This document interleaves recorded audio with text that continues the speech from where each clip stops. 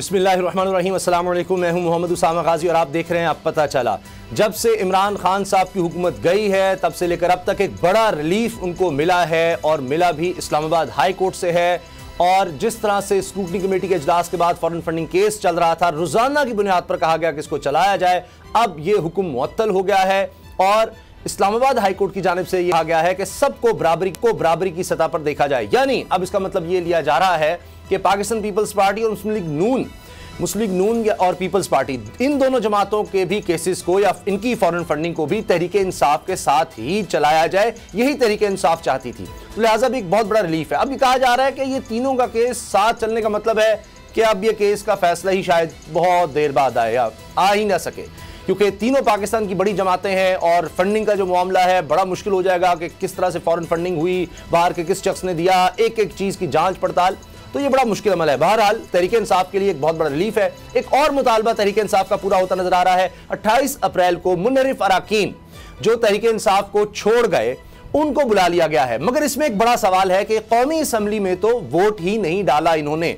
यानी मुनहरिफ अराकीन ने शहबाज शरीफ को वज़ीर-ए-आज़म बनाने के लिए वोट नहीं डाला, इनकी वोट की जरूरत ही नहीं पड़ी।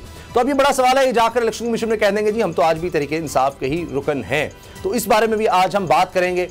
एक तरफ जो हुकूमत थी तहरीक इंसाफ की, उसको रिलीफ मिल रहा है और जो हुकूमत है उसके लिए मुश्किलात बढ़ती चली जा रही हैं। डीजल की कमी नजर आ रही है जिसकी वजह से काश्तकार बहुत ज्यादा मुश्किल में है और गंदम की कटाई का सीजन आ रहा है, इसमें बहुत ज्यादा मुश्किलात हो सकती हैं, लोग परेशान हैं, गंदम का बहरान आ सकता है। कहा जा रहा है कि डीजल शायद जखीरा किया जा रहा है जिसकी वजह से बहरान है। बिजली की लोड शेडिंग का दौरानिया बढ़ गया है और अभी फौरी तौर पर कोई रिलीफ नजर नहीं आ रहा। हाँ, एक रिलीफ IMF की तरफ से जरूर नजर आ रहा है। 6 अरब डॉलर से बढ़ाकर 8 अरब डॉलर का पैकेज किया जा रहा है, 1 साल तक इसको तौसीह देने की बात हो रही है, मगर 1 अरब डॉलर की जो अगली किस्त मिलनी है उससे पहले बिजली, पेट्रोल, डीजल ये सब महंगा करने की यकीन दहानी करवा दी गई है। अब जब ये होगा तो फिर आप खुद समझ लीजिए कि कितना बड़ा बहरान होगा अवामी सतह पर भी और हुकूमत के लिए भी।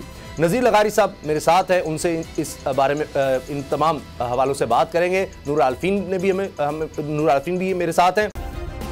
सब्सक्राइब करें और बेल दबाएं ताकि कोई खबर रह न जाए।